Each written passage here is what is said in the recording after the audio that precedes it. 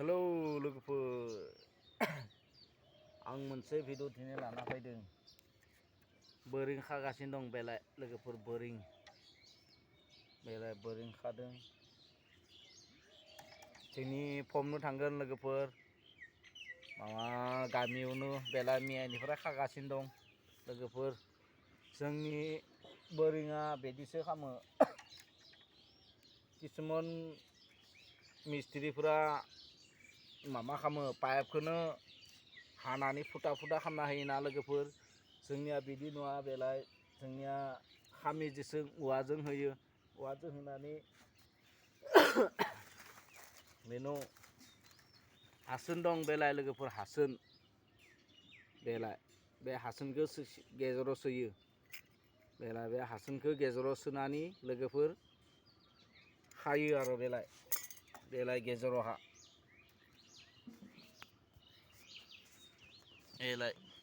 गेजेरावहा होदो बेलाय मोजाङै नायना ला लोगोफोर बेलाय मोजाङै नाय बेलाय बे साहानि बाथौ मन्दिर आरो बे जाबाय साहानि न' बेयो लोगोफोर। बे जाबाय आंनि न' बेलाय साहानि न'आ बेलाय बायफ्ले जिफ्ले लोगोफोर नायना ला मोजाङै खाथिनिफ्राय बेलाय बे आंनि न' लोगोफोर बेलाय बायला जिला न' बेलाय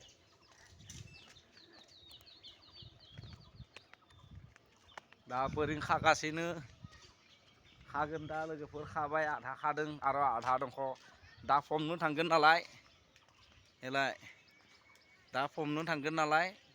दा आरो खागासिनो दं लोगोफोर बेलाय बोरिं बे जाबाय 30 फुट दङ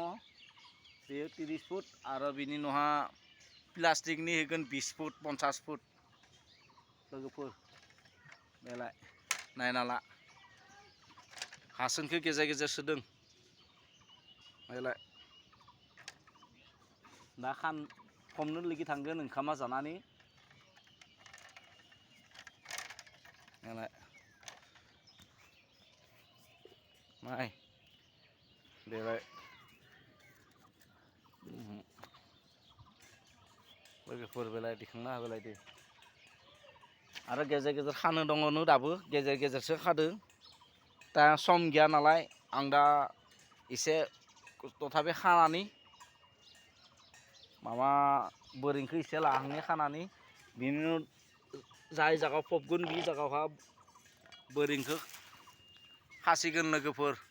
मोजाङै नायना लायलाय आंनि भिडिअखौ जुदि नायनानै मोजां मोनदोंबा लोगोफोर लाइक कमेन्ट खालामना हो लोगोफोर बाय बाय।